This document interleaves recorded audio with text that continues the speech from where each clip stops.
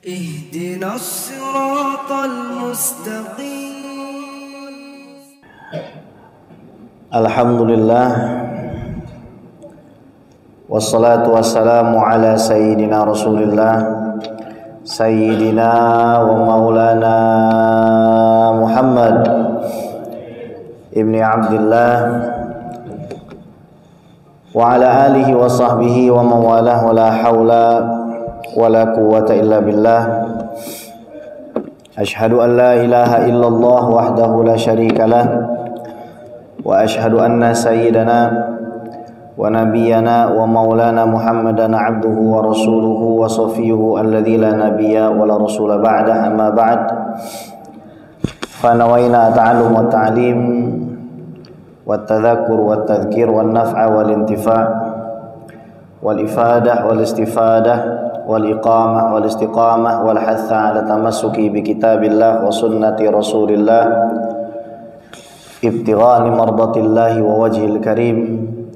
Allahumma salli ala Muhammadin bi'adadi man shalla alaihi wa salli ala Muhammadin bi'adadi man lam yusalli alaihi wa salli ala Muhammadin kama amarta an tusalla alaihi wa salli ala Muhammadin kama tuhibbu an tusalli alaihi wa salli ala Muhammadin kama yanbaghi salatu alaihi wa ala alihi wa sahbihi ajma'in. Amma ba'd, para alim ulama, para asatiz, sesepuh dan tokoh masyarakat, Bapak Ibu sekalian, segenap Dewan Kemakmuran Masjid Kuba Komplek DPR RI Joglo yang saya hormati, alhamdulillah, puji syukur kehadirat Allah Subhanahu wa taala yang telah mengizinkan kita untuk sama-sama hadir pada pagi hari ini. Semoga Allah Subhanahu wa taala memberikan kita ilmu yang bermanfaat, mengampuni semua dosa-dosa kita, orang tua dan keluarga kita,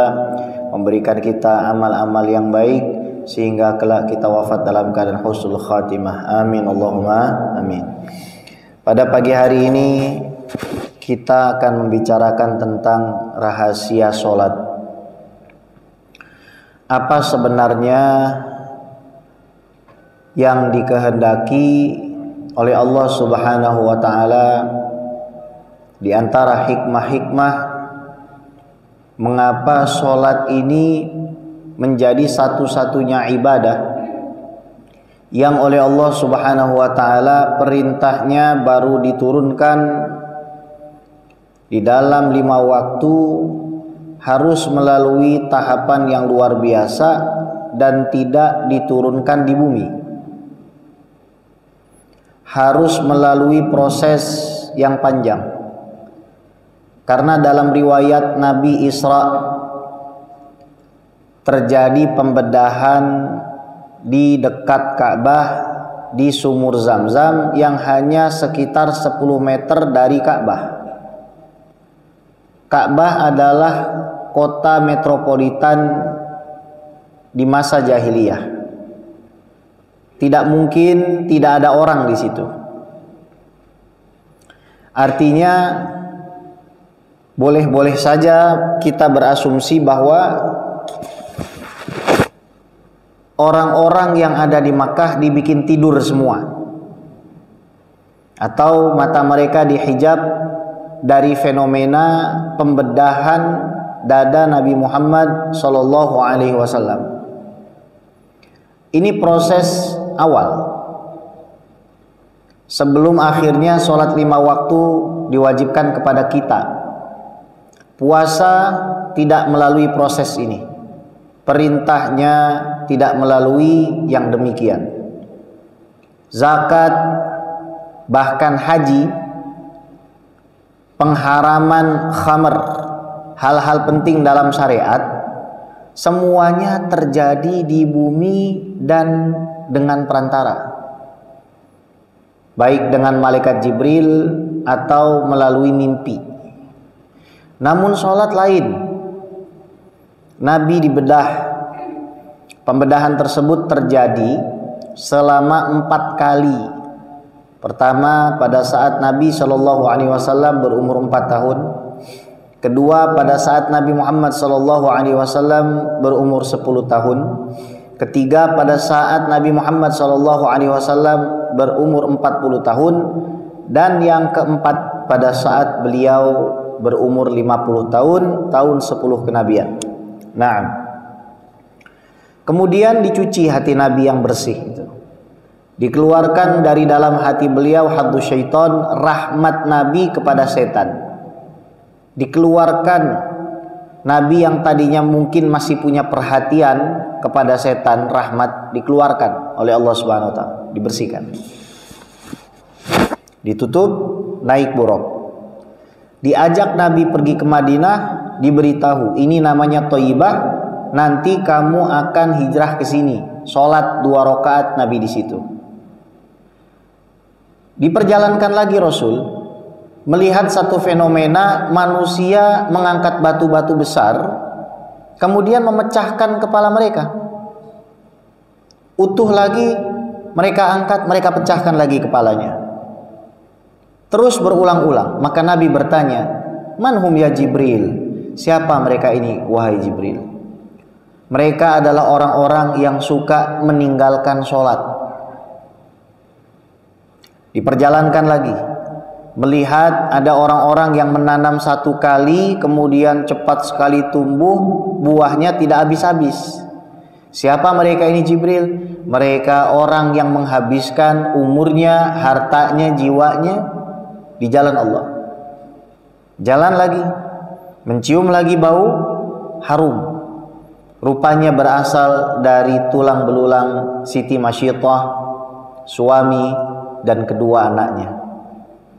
Siti Masyittah sebagaimana kita fahami direbus satu keluarga oleh Fir'aun laknatullah alaih.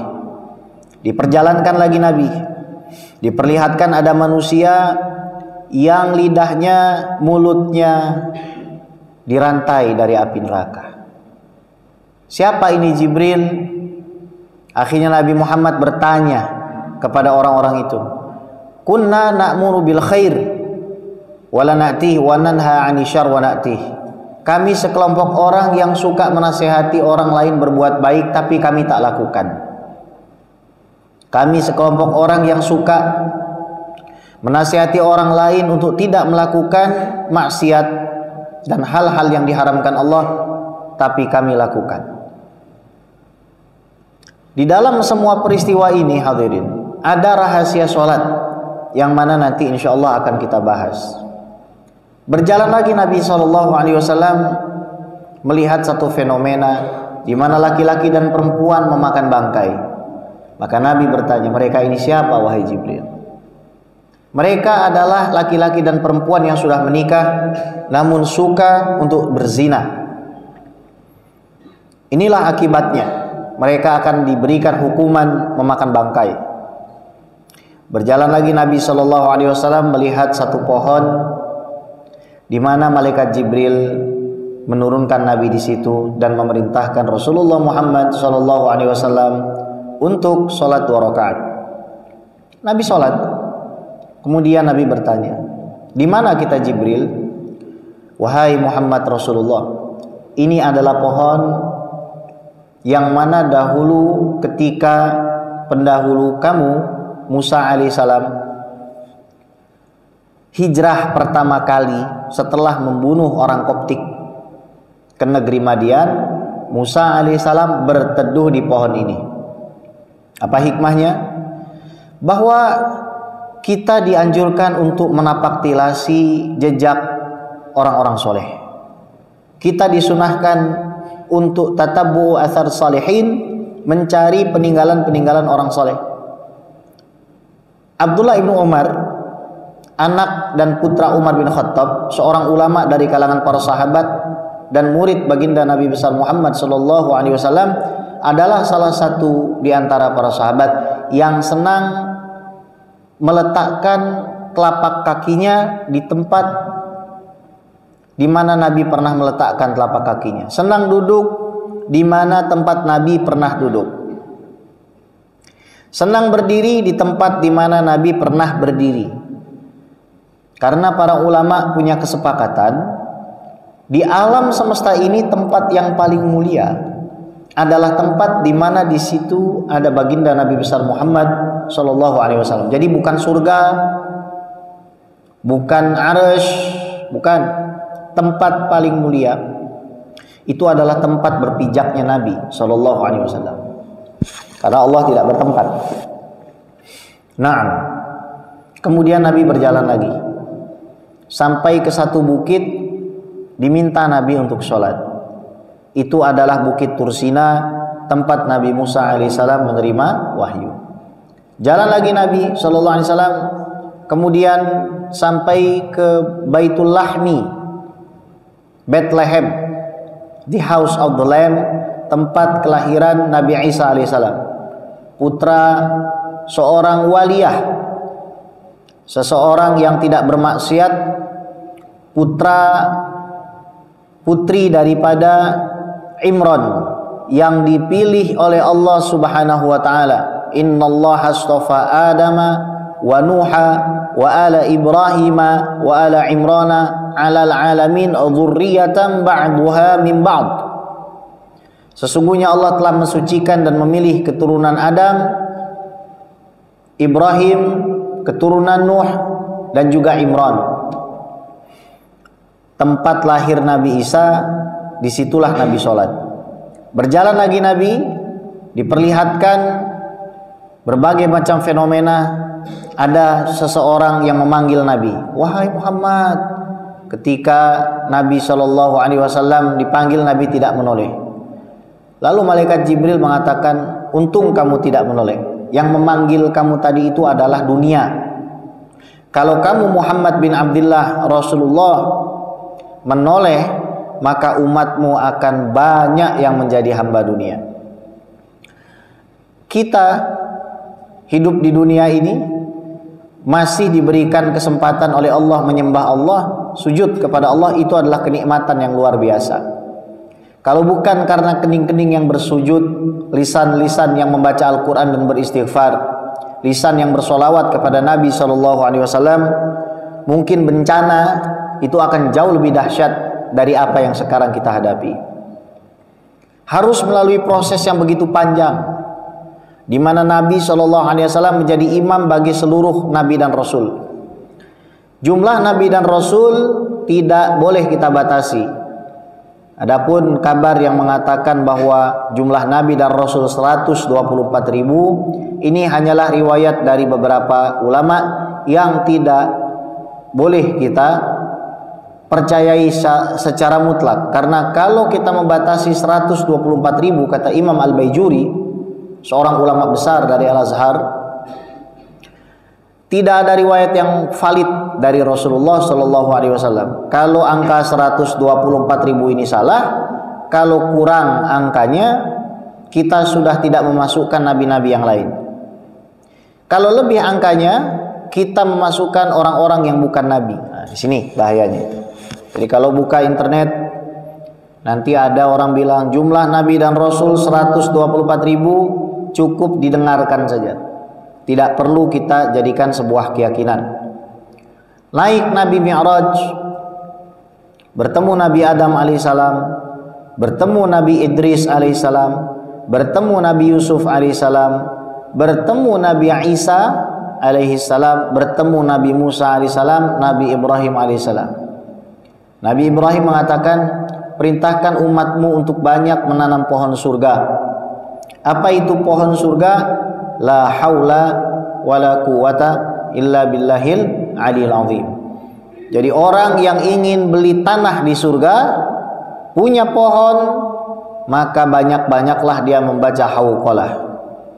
Hingga akhirnya Nabi SAW ke Sidratul Muntaha, barulah Rasulullah SAW diperintahkan untuk sholat 5 waktu. Sebagai catatan para ulama fikih, disampaikan oleh para ulama, salah satunya dalam kitab Fathul Mu'in, bahwa semua cara dan waktu pelaksanaan sholat sudah diberitahu, kecuali cara melakukan sholat subuh. Jadi ketika Rasulullah Muhammad SAW turun dari Mi'raj, itu sholat subuh belum dilakukan. Nabi sampainya pagi. Sebelum fajar Nabi sudah turun, langsung sampai di depan Ka'bah. Sampai depan Ka'bah, Nabi mengatakan bahwa saya sudah diperjalankan dari Masjidil Haram ke Masjidil Aqsa. Nabi mengatakan saya dimi'rajkan. Banyak orang murtad pada saat itu. Nah, ini bedanya sholat dengan yang lain. Lantas sholat ini artinya apa? Al-Imam Al-Azhari di dalam kitab beliau Tahzibul Lughah mengatakan bahwa as-salatu fil lughah ad-du'a'u bil khair. Sholat itu secara bahasa, kalau ditanya sama anak sama cucu, jadi kita bisa jawab, Pak. Sholat itu nak secara bahasa artinya doa-doa yang baik. Makanya kita bersolawat, karena solawat itu jamak daripada sholat. Sholat selain kita definisikan sebagai ibadah yang disampaikan Imam Nawawi, af'alun wa aqwalun makhsusatun muftatahatun bit takbir wa muhtatamatun bit taslim ma'an niyati fi awqatin makhsusatin. Dalam Al-Majmu', perbuatan-perbuatan, karena ada namanya rukun fi'li, gerakan yang kalau ditinggal sholat tidak sah. Gerakan yang kalau ditinggal sholat tidak sah. Meninggalkan ruku, meninggalkan sujud, tidak sah sholat kita. Kemudian akwal, perkataan, Fatihah. Banyak orang, mohon maaf, di dekat rumahnya ada ustadz yang bacaan Qur'annya bagus, bahkan punya sanad sampai kepada Rasulullah Shallallahu Alaihi Wasallam, tapi dia tidak mau membenahi bacaan Al-Fatihahnya. Bahkan ada perusahaan yang sedikit egois, karena tahsin atau perbaikan baca Quran khususnya Al-Fatihah itu hanya diperuntukkan bagi direksinya saja. Karyawannya tidak mendapatkan fasilitas yang serupa. Ini mungkin tidak faham bahwa Nabi mengatakan orang-orang terbaik adalah yang membaca Al-Quran dan mengajarkannya. Tahiyat, bahkan masih ada yang salah di dalam membaca tahiyat. Bukan hanya perkara salah baca, hadirin, tapi tidak mengertinya kita makna daripada takbir Allahu Akbar. Apa yang kita besarkan dari Allah? Apakah ukurannya? Apakah kita ingin meyakini bahwa Allah ini punya ukuran seperti orang-orang yang salah paham? Ataukah kita mempelajari makna takbir itu? Apa yang diinginkan? Kenapa sholat yang diberikan perintahnya oleh Allah harus melalui proses yang sudah kita bicarakan tadi? Itu dimulakan dengan Allahu Akbar. Apa maknanya? Kenapa azan itu dimulakan dengan Allahu Akbar? Kenapa Imam Nawawi memulakan hizib perlindungannya? Hizib Nawawi ini kalau dibaca 7 kali kepada orang yang sakit dan tidak sembuh, maka pasti sebabnya medis. Dan tidak usah dipercaya kalau ada dukun mengatakan ini ada yang begini, ada yang begini. Nah, kalau sudah 7 kali dibacakan, maka sebabnya pasti medis. Itu dahsyatnya hizib Nawawi. Allahu Akbar, Allahu Akbar, Allahu Akbar. Saya beberapa waktu yang lalu membicarakan ini dengan salah seorang jenderal.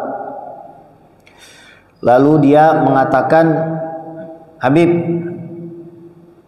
saya punya kawan, dia punya anak kesurupan. Kalau dibacakan ayat kursi, ketawa-tawa itu jinnya. Tapi kalau azan, kabur dia. Memang, karena kata Rasulullah SAW, setan itu kalau dengar azan dia lari sampai terkentut-kentut. Dan azan ini di rumah pun boleh, tidak mesti di masjid. Karena azan ini ada azan yang dia sifatnya muqayyad, terikat dengan 5 waktu. Ada azan yang memang kita kumandangkan sebagai zikir. Jadi kalau misalkan di rumah ibu nggak ada orang, ibu boleh azan tapi nggak usah pakai mikrofon ya bu. karena suara perempuan ini haram untuk diperdengarkan. Inilah sholat. Nah, kita mau definisi sholat bukan hanya dari aspek fikih, bukan hanya dari aspek gerakan, bukan hanya dari aspek ucapan, namun juga aspek qalbi, aspek batin. Kalau tadi Imam Nawawi sudah jelaskan, oh sholat itu adalah perbuatan dan perkataan yang dimulakan dengan salam, dimulakan dengan takbir, diakhiri dengan salam, kemudian dilakukan dengan niat pada waktu tertentu, dengan syarat tertentu. Gimana ulama-ulama tasawuf mendefinisikan sholat? Imam Al-Ghazali dalam Ihya menyebutkan, as-sholatu hiya mi'rajul mu'min ila rabbih. Sholat itu adalah naiknya derajat ruh seseorang sampai kepada tempat yang mulia di sisi Allah. Dibahasakan dengan mi'raj. Sebagaimana Nabi diangkat ke atas, orang kalau sholat dia mengangkat jiwanya kepada tempat yang mulia sebagaimana Nabi diangkat. Sidratul Muntaha itu Jibril saja nggak bisa tembus. Nabi Ibrahim saja nggak bisa ke sana. Satu-satunya orang yang pernah ke Sidratul Muntaha itu cuma Nabi besar Muhammad Sallallahu Alaihi Wasallam. Kata Jibril, saya cuma bisa sampai di sini saja Muhammad. Kalau saya lanjut hancur saya. Tapi orang beriman itu kalau sholat dikatakan dia ruhaninya naik. Para habaib ketika mereka menulis tentang sholat, mereka menjelaskan bahwa 5 waktu seseorang itu sholat itu umpamanya seperti orang yang melakukan perjalanan jauh, kemudian butuh bahan bakar dan bekal, mengingatkan dia kepada Allah dan mengingatkan bahwa dia ini manusia. Sholat itu menjadikan kita tidak kehilangan kemanusiaan. Apalagi orang-orang yang bekerja di kantor, pagi-pagi dia harus keluar, namun agama kita mengajarkan dia untuk sholat, mengingatkan bahwa di atas segalanya, above anything else, kamu adalah hambanya Allah, Rabbul Alamin. Ada orang datang ke rumah saya mau pasang bracket TV, karena saya tinggal bersama ibu saya gitu. Ibu saya terkena penyakit Alzheimer, sudah nggak ingat apa-apa. Dulu beliau ini pimpinan pondok pesantren Darul Ma'arif di Lampung. Luas tanahnya 36 hektar. Megang pengajian 17. Tapi Allah berikan nikmat Alzheimer, lupa. Jadi seperti ngurusi anak kecil lagi. Sekarang saya tidur bertiga. Saya, ibu dan istri. Istri sama ibu di atas, saya tidur di bawah. Karena takut ibu batuk malam-malam, saya kasih minum. Tidak pakai ART, tidak pakai suster, karena terlalu banyak drama, Bu. Lebih bagus kita urusan sendiri, lebih nikmat rasanya itu. Datang abang itu pakai bracket, mau masang bracket. Saya liatin gitu. Saya tanya, bang, sholat lancar kan? Itulah Habib saya sudah 3 tahun nggak sholat. Saya bilang, ini rezeki saya bilang ini. Orang ini rezeki saya. Nggak mungkin di dunia ini ada kebetulan nggak, Bu? Nggak ada. Di alam semesta ini bahkan semut pun diatur. Semut itu punya takdir. Dia jalan ke sini, ngambil keju, ngambil gula, ngambil permen, itu diatur, nggak ada kebetulan. Oh ya udah. Kenapa bang? Karena ibu saya dan istri saya meninggal, Habib, dan saya bergaul dengan orang-orang yang salah. Oh ya udah. Udah selesai, saya suruh wudu, saya kasih baju baru, saya kasih peci baru, saya semprot minyak wangi semua badannya, saya minta dia sholat. Setelah sholat dia nangis. Saya ajarkan doa yang diajarkan bapak kita Nabi Adam alaihissalam. Rabbana zalamna anfusana. Ya Allah, kami telah menyakiti dan menzalimi diri kami. Orang yang nggak sholat itu menyakiti dirinya. Kenapa, Pak? Kita ini punya jiwa. Jiwa kita ini sudah bersaksi kalau Allah itu Tuhan kita. Termasuk jiwanya Fir'aun. Jiwa orang-orang yang jahat itu sebelum masuk ke alam rahim semuanya sudah bersaksi, alastu bi rabbikum.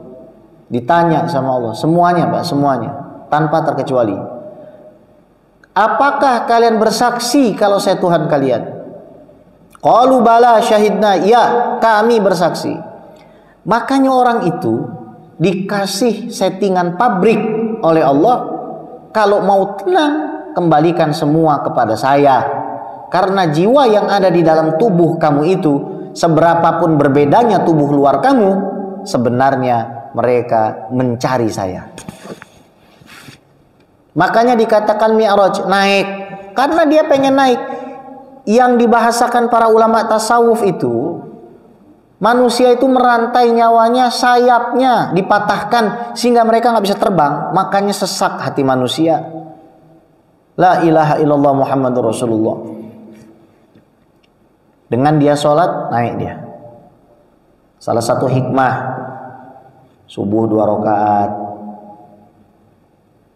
duhur 4, asar 4, maghrib 3, isya 4. Karena di dalam surat Fatir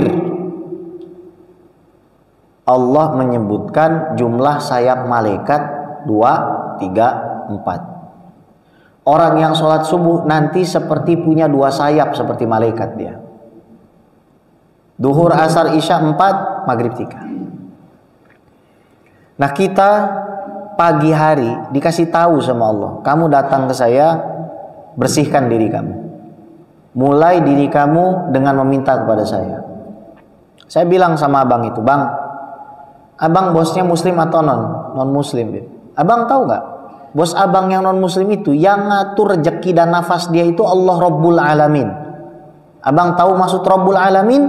Yang mengurus semua di alam ini. Orang kafir yang ngasih gaji Allah. Kan lucu. Kita mengemis kepada yang membutuhkan, yang memberikan rezeki kepada semuanya, itu kita nggak datangi. Makanya pagi hari sholat dulu. Dan itu sudah dijamin sama Nabi. Man shalla qabla tulu'i syamsi wa qabla ghurubiha. Siapa orang sholat sebelum matahari terbit dan sebelum matahari terbenam, maka dia akan aman dari api neraka. Siapa yang sholat subuh berada di dalam tanggungan dan jaminan perlindungan Allah. Dulu ada orang jahat sekali Pak, namanya Hajjaj bin Yusuf Ats-Tsaqafi. Kerjanya ngebunuh orang. Jahat sejahat-jahatnya orang. Abdullah bin Umar yang tadi kita sebut, matinya disuruh orang ini. Lagi tawaf Abdullah bin Umar, ditumbuk kakinya itu menggunakan tombak dari besi yang ada racunnya. Orang ini jahat Pak. Suatu hari Hajjaj bin Yusuf Ats-Tsaqafi ini mau membunuh orang, panggil orang.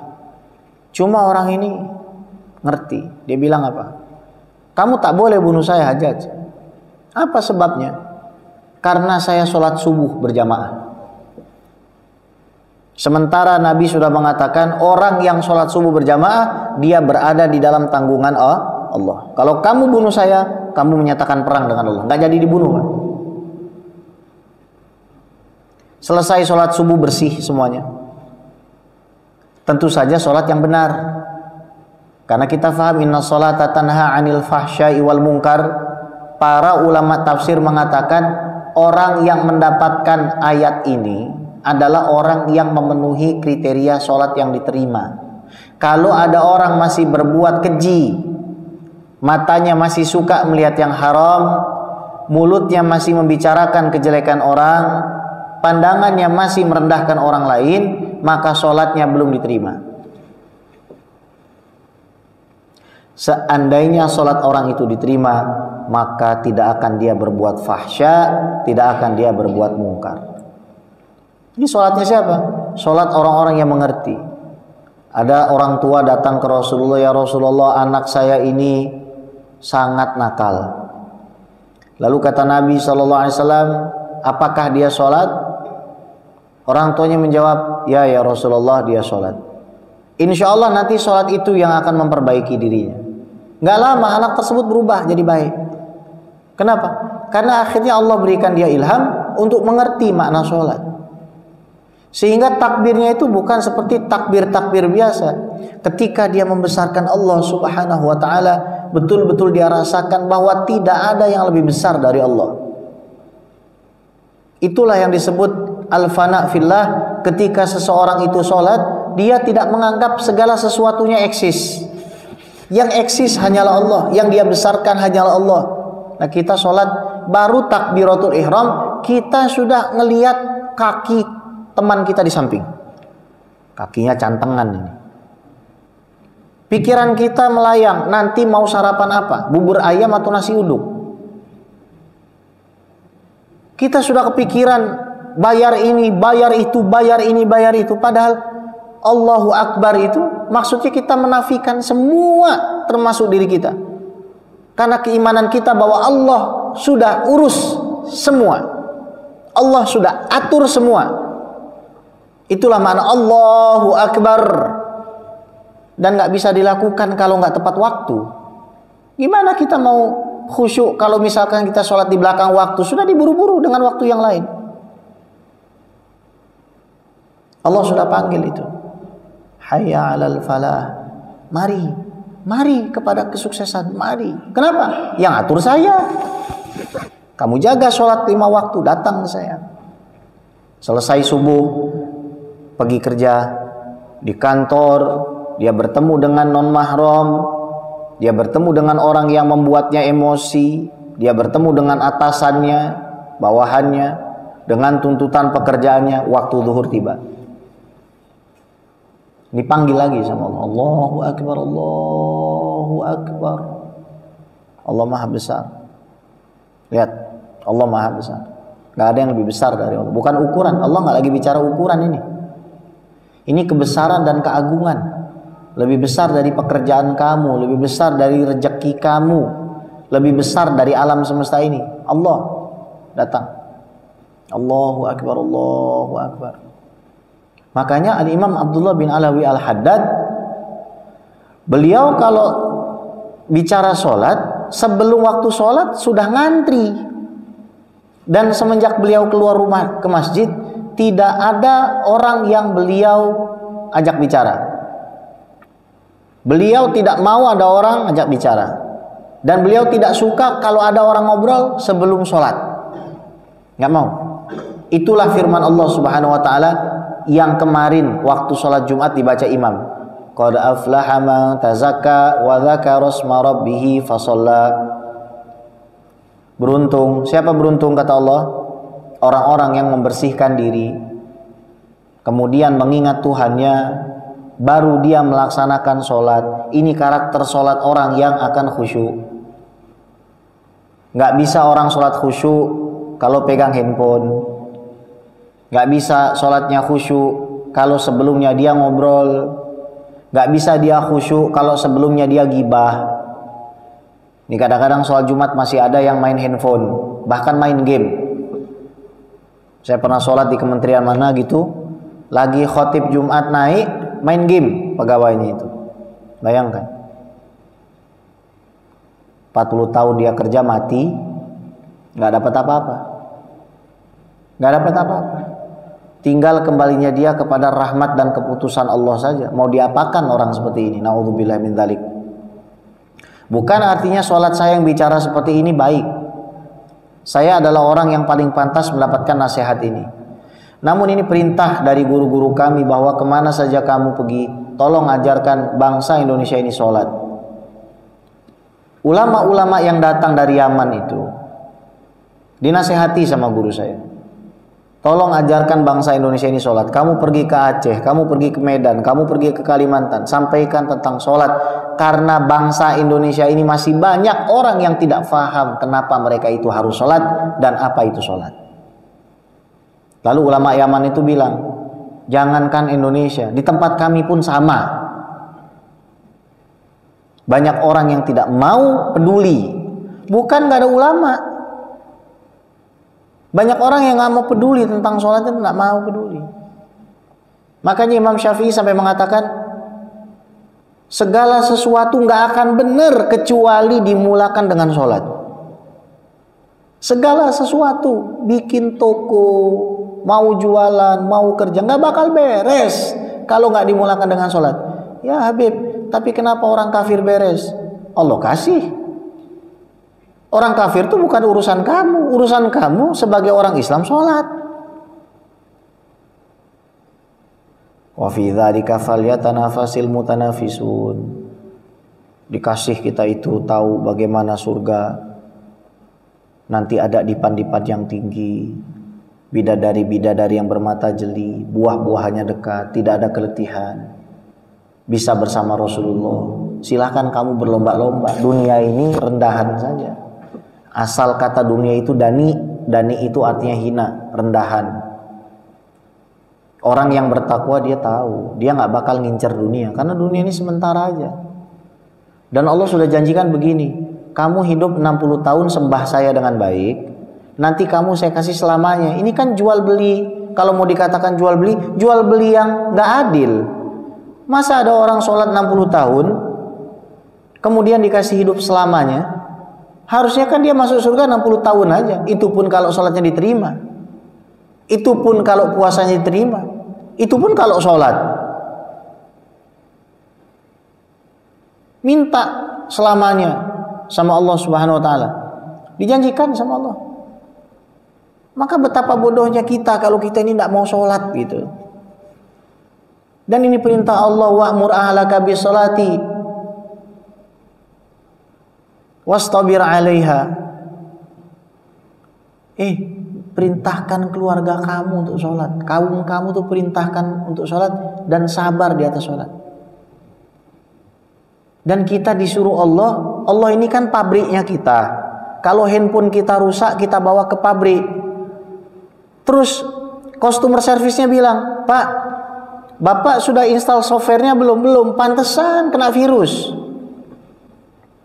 Tiap 5 kali sehari Bapak buka itu software, Bapak klik tombol bersihkan supaya HP Bapak bersih. Oh baik.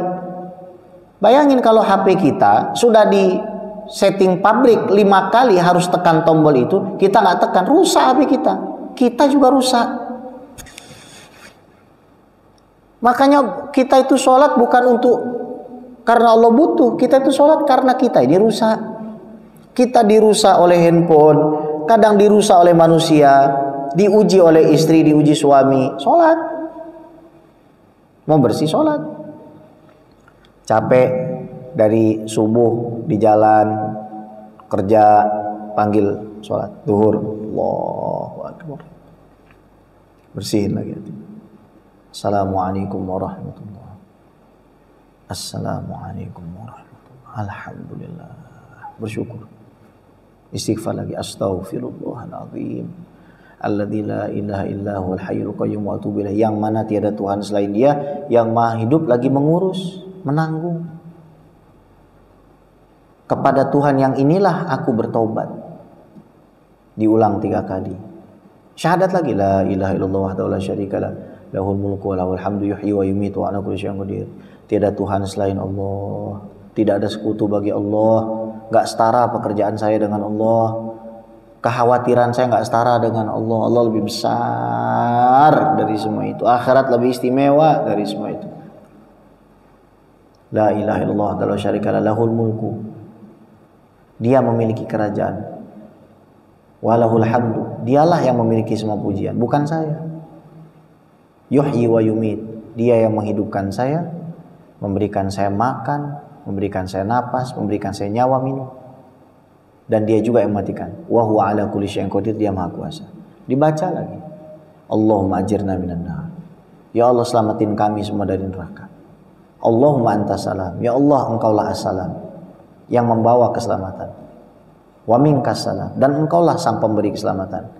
Wa ilaika ya'udus salam, dan kepadamulah kembali keselamatan. Fahayyina rabbana bisalam, hidupkanlah kami dengan selamat. Wa adkhilnal jannata darussalam, masukkanlah kami ke Darussalam, ke surga bersama Rasulullah Muhammad sallallahu alaihi wasallam. Tabarakta rabbana wa ta'alaita ya dzal jalali wal ikram, maha suci engkau, maha agung engkau, wahai satu-satunya zat yang memiliki keagungan dan juga kemurahan, memiliki kedermawanan. Allahumma a'inna ala dzikrika wa syukrika wa husni ibadati. Kita kembalikan semua kepada Allah. Menjadi tenang hati orang itu, menjadi bahagia dia. Kembali kepada settingan awal seperti handphone baru. Nabi mengatakan, gimana kalau misalkan salah seorang di antara kamu di depan rumahnya, di depan pintu rumahnya ada sungai. Kemudian dia mandi 5 kali sehari, 5 kali sehari dia mandi. Pagi sebelum berangkat bangun tidur dia mandi. Nanti tengah hari terik dia mandi. Kemudian sebelum matahari tenggelam dia mandi. Matahari tenggelam dia mandi. Setelah malam tiba dia mandi. Terus setiap hari begitu. Hal yabqa min darnihi syai', apakah ada kotorannya di badan orang itu? Enggak ada. Begitulah orang yang sholat 5 waktu. Sampai Nabi itu mengatakan bahwa kalau ada orang itu wudu dengan baik, wudunya baik, dia datang ke tempat wudu aja itu hatinya sudah bahagia. Kenapa? Dia mau ketemu dengan Raja Alam Semesta. Hatinya sudah senang dia datang ke tempat wudu. Kemudian dia nyalakan air, dia cuci, dia basuh tangannya, dia baca Bismillahirrahmanirrahim. Alhamdulillahilladzi ja'alal ma'a tahura. Segala puji hanya bagimu ya Allah yang menjadikan air ini suci dan mensucikan. Dia berkumur, dia berdoa lagi. Allahumma a'inni ala tilawati kitabika wa ala kathrati dzikrika wa tsabbitni bil qawli tsabiti fid dunya wal akhirah. Ya Allah, tolong bantu saya untuk membaca Al-Qur'an dan bantu saya agar mulut saya ini dipakai untuk mengingat-Mu, dan matikan saya dengan syahadat dan kekalkan kaki saya nanti dengan syahadat di atas sirat di mana banyak kaki orang itu kepleset. Yang mengekalkan kaki kita untuk berpijak kepada sirat pengakuan kita bahwa la ilaha illallah Muhammadur Rasulullah, dan itu 5 kali sehari harus kita lakukan. 5 kali dalam satu hari harus kita ingatkan bahwa kita ini siapa? Kita ini bukan robot. Tidak ada satupun orang berhak menjadikan kita robot. Gak ada. Tapi syariat ini memudahkan. Orang kerja kadang-kadang di tengah jalan susah, dalam keadaan dia nggak bisa cari air, nggak bisa cari debu, bajunya kena najis. Oh, ada namanya as-sholat li hurmatil waqti, sholat menghormati waktu. Syariat ini gampang, kita tidak dibebankan. Tapi batin ini harus selalu sholat. Kita diajarkan sujud sebagai simbol penghinaan, penghambaan diri kita yang menyamaratakan orang kaya dengan nggak kaya, orang alim dengan nggak alim, orang jahat dengan gak jahat. Kalau sujud sama semuanya. Supaya apa? Dalam 24 jam kita tetap menghormati. Bahasanya menghormati Allah. Orang kalau punya hormat kepada jenderal, siap. Begitu kan? 24 jam kita diminta menghormati Tuhan. Kiramang katibin, malaikat-malaikat yang mencatat, yang tahu. Ini Allah nyatat kita 24 jam dalam kamar mandi, di luar kamar mandi, di ranjang. Dilihat terus kita semua Allah. 24 jam, nggak pernah. Bahkan Allah melihat lebih dalam dari diri kita sendiri. Banyak orang itu stres, Pak. Ketika ditanya, kamu kenapa stres? Jawabannya apa? Saya nggak tahu. Kenapa, Ibu? Karena dia nggak kenal sama dirinya sendiri. Kita ini semua nggak ada yang kenal sama diri kita. Yang lebih kenal diri kita Allah. Kita cuma disuruh ngembaliin semuanya kepada Allah. Memasrahkan semuanya kepada Allah 5 kali dalam sehari, 5 waktu dalam satu hari itu. Jadi seperti kita berjalan, tangki bensin kita habis, suruh ngisi. Coba bayangin kalau keluar rumah kita, motor kita nggak ada bensin, Pak. Gimana bisa jalan? Nggak bisa sholat. Nanti habis lagi tangki bensinnya, duhur isi lagi, asar mau habis lagi isi lagi, maghrib isi lagi, isya isi lagi. Pagi kita bersyukur karena kita diberikan kesempatan hidup. Siang kita bersyukur karena kita masih hidup. Asar kita bersyukur karena masih hidup. Sampai waktu maghrib kita bersyukur karena kita diberikan 1 hari hidup oleh Allah Subhanahu Wa Taala. Ada orang nggak sholat, ada orang nggak sholat, nggak mau sholat dia. Ini kalau kita bicara fikih, Pak, dikasih waktu 2 kali sholat jamak. Duhur asar nggak mau tobat, maghrib isya nggak mau tobat, subuh dibunuh. Subuh dibunuh. Kamu masih nggak mau sholat, kamu dibunuh. Kecuali orang kafir asli. Orang kalau sudah murtad dulu dibunuh, penggal. Ulama-ulama lain mengatakan ya nggak perlu dipenggal, dipenjara. Nggak sholat masuk penjara. Kira-kira berapa banyak penjara itu kira-kira isinya, Pak? Kalau orang yang nggak sholat di penjara, banyak sekali. Dan ini sholat juga belum tentu diterima. Makanya para ulama itu mereka, Masya Allah ya.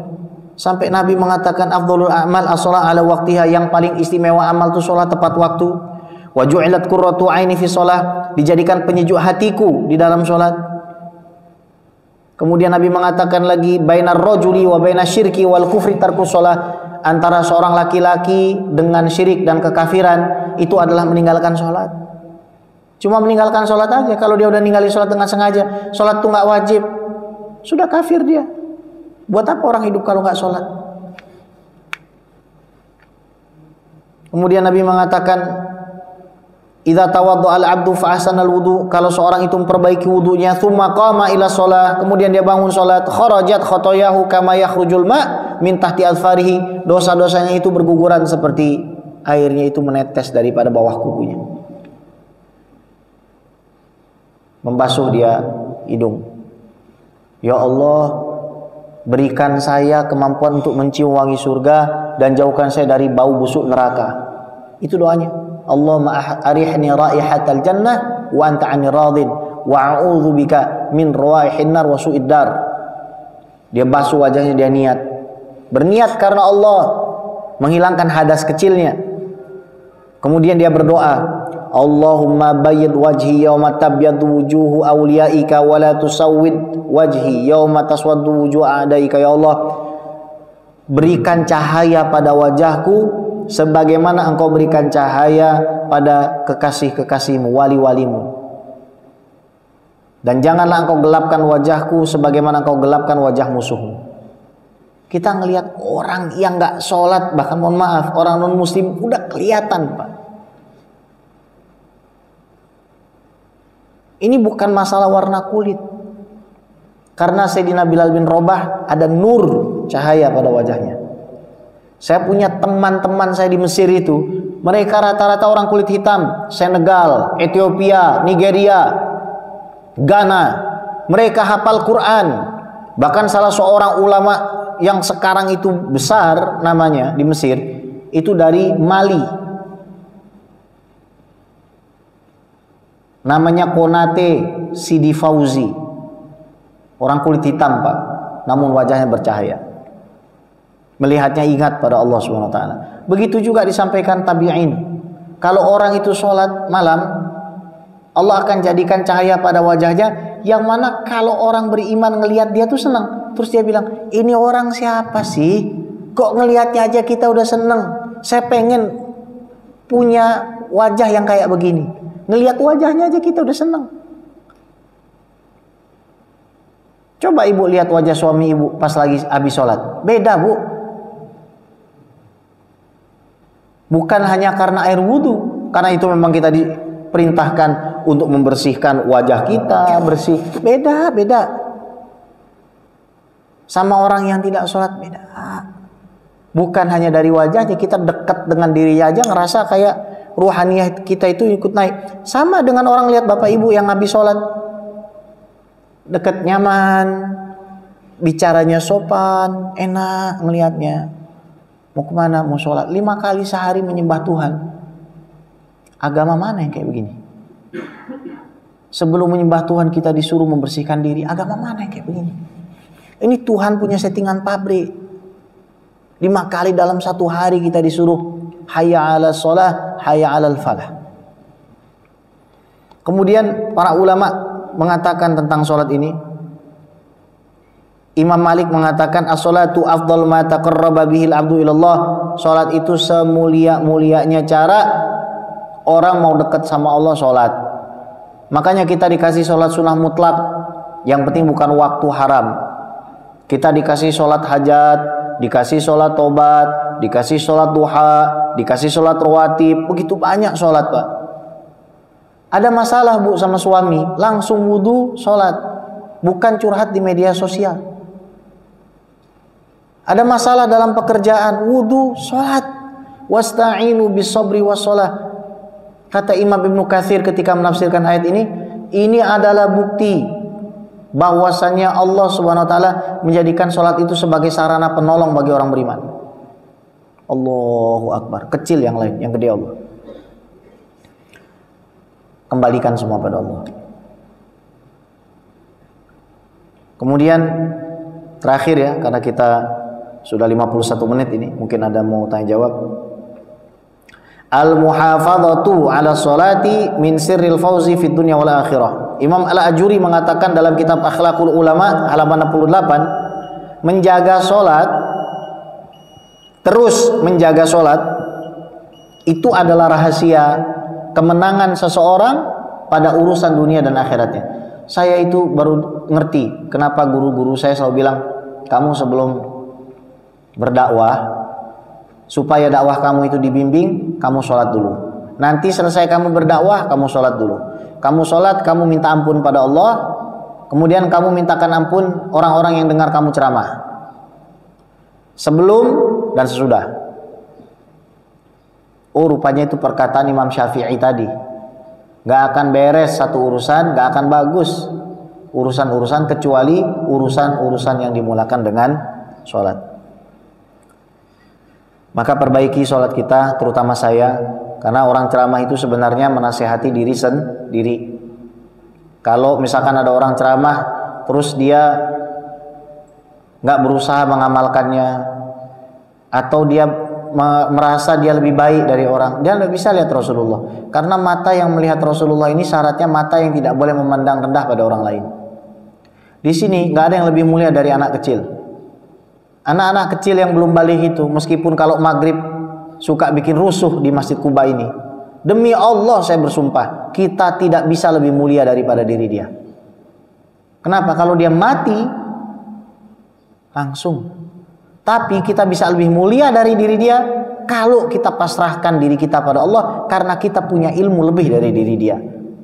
Dan kita minta amalan kita itu dilipat gandakan oleh Allah. Itu tadi saya katakan, rahasianya ada pada rahmat Allah, bahwa kita sholat bukan karena sholat, kita sholat adalah karena Allah. Kita sujud bukan karena sujud, kita sujud adalah karena Allah. Dan kita minta balasan dari Allah, bukan dari orang. Maka janganlah kamu memberi untuk diberi sama orang itu miskin. Berilah karena kamu berharap Tuhanmu memberi, maka kamu akan dikayakan oleh Allah SWT. Ini makna yang sangat dalam, yang insya Allah mungkin pada kesempatan lain akan bisa kita kupas lebih lanjut. Wassallallahu ala sayyidina Muhammad wa ala alihi washabihi ajmain walhamdulillahirabbil alamin. Silakan apabila ada yang mau ditanyakan.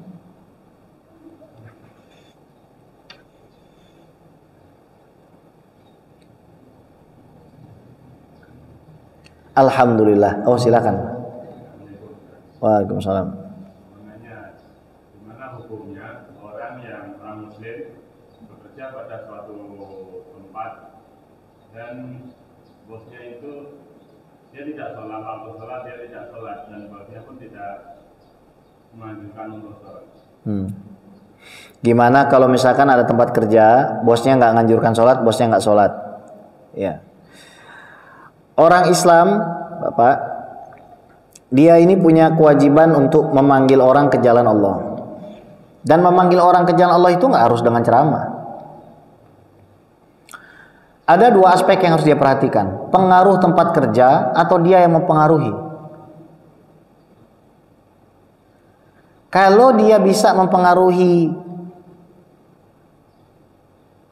tempat kerjanya itu, ya dia sholat, tetap kerja di situ. Tapi dia sholat. Dia nggak peduli tuh mau dikatakan kamu nggak usah sholat, nggak peduli, sholat aja. Maka kata para ulama, bahkan orang itu tidak boleh, seorang pria Pak, sholat terus menerus di masjid itu nggak boleh. Dalam artian apa? Kalau sampai keluarganya tidak pernah sholat, dia sholat di rumahnya untuk mengajarkan kepada keluarganya. Dan tempat itu kalau kita pakai buat sholat atau ada orang yang sholat di situ, itu ada cahayanya. Nah, di sini kita menimbang, saya ini di sini disuruh apa ya sama Allah ya?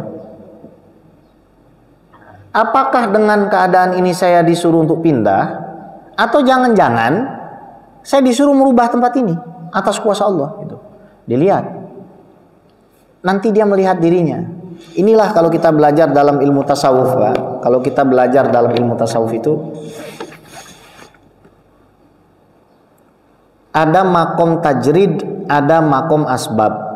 Ada keadaan di mana kita disuruh untuk pasrah total kepada Allah, ada keadaan di mana kita harus berusaha. Ini dua-duanya sama, yang nggak boleh pindah. Disuruh usaha pasrah, disuruh pasrah usaha. Nah, tinggal Bapak lihat aja. Kalau terpengaruh kejelekan, berarti itu sudah isyarat dari Allah, suruh pasrah, pindah. Suruh pindah. Kamu emang tempatnya nggak di sini, nanti kamu saya tanggung. Tapi ternyata kalau memang tempat dia di situ, memang dia harus ngerubah, dia nggak boleh pindah. Sampai dia dipindahkan sama Allah Subhanahu Wa Taala itu. Beda orang pindah nggak ada isyarat, itu nafsu. Ah, ini tempatnya nggak bener, ini semuanya nggak ada yang sholat. Nafsu. Lihat dulu. Ya Allah, tolong kasih petunjuk pada mereka. Izinkan saya untuk menjadi petunjuk bagi mereka atas izinmu ya Allah. Sholat seminggu, sholat 2 minggu, di sana sholat 3 minggu. Lama-lama ada yang ikut aja. Yuk ikut ke masjid bentar aja. Habis itu baru kita makan. Doa. Doakan, ya Allah kasih hidayah kantor saya Allah. Kalau udah diproses kayak begitu lama gitu, selama rezekinya nggak haram ya. Lain lagi misalkan jualan khamar lah di tempat prostitusi lah, bar lah atau apa. Kalau itu sudah isyarat yang depan, jangan masuk sini. Nah itu, nggak usah nunggu sampai tahun depan itu. Tapi kalau misalkan tempat kerjaannya jualan kain yang masih mubah, tapi mereka pada nggak sholat, nah disitulah Bapak punya tugas untuk berdakwah. Baik, ada lagi Pak? Silakan. Kalau mau cepat nggak usah Pak, lebih cepat lebih baik. Tapi kalau ada yang mau didiskusikan, silakan.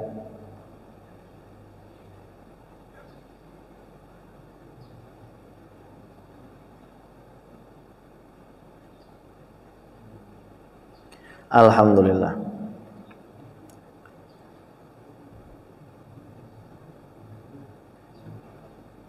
Tidak ada?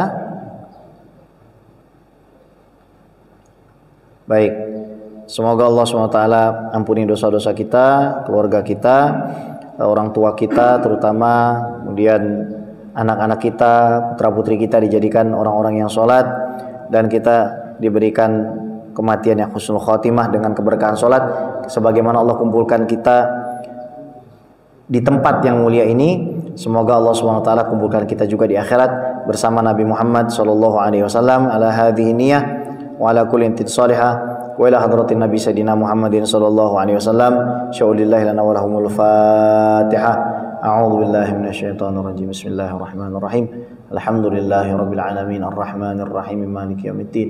Iyyaka na'budu wa iyyaka nasta'in ihdinas siratal mustaqim siratal ladzina an'amta 'alaihim ghairil maghdubi 'alaihim waladdallin. Amin. Fa'fu ya karim, fa'fu ya rahim, irhamna ya arhamar rahimin, irhamna ya arhamar rahimin, irhamna ya arhamar rahimin.